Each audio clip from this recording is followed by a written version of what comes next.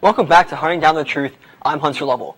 ROTC's current training facility, the Military Science Building, is in bad need of repairs, and cadets are worried the university is slowly forgetting its rich military history. Take a look. Go Tigers! The Military Science Building serves as LSU ROTC's base of operations, and has since the 1960s. But the building is falling apart,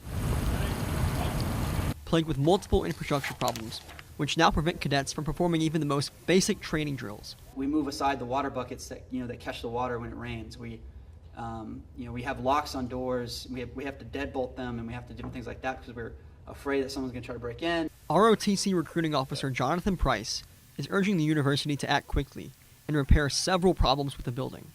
Mold and ventilation issues make the second floor nearly impossible to use.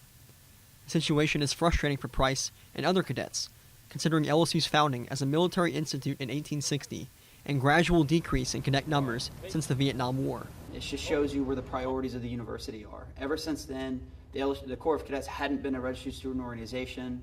They hadn't received support from the university. Whenever we tried to do certain events on campus, they were discouraged. But the upstairs conditions aren't the only problems that ROTC has experienced.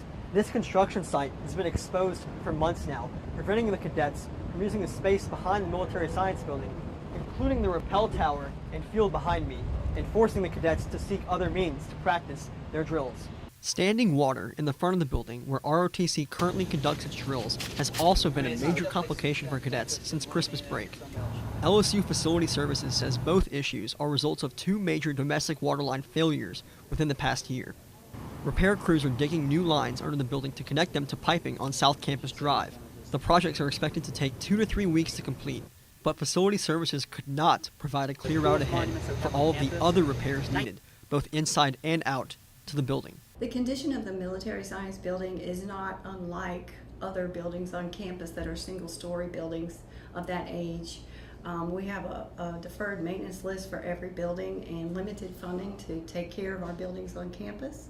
According to Facility Services, the future plan is to demolish this structure and build a new building on another site where ROTC will be relocated.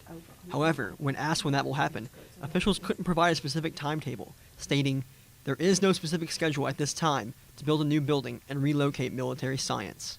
I believe we're aware.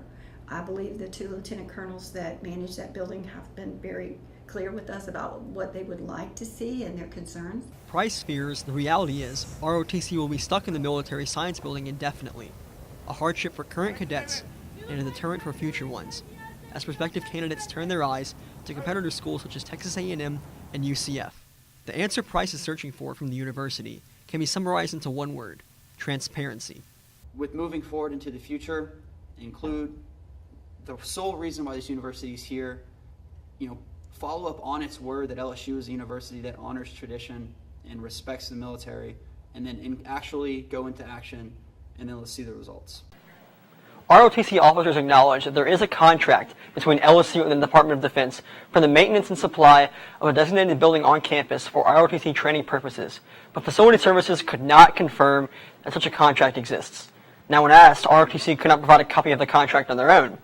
Tiger TV submitted a FOIA request and is waiting for a response from ROTC Cadet Command. When we come back, an LSU icon had a harrowing announcement, but says he'll be all right. Don't go anywhere.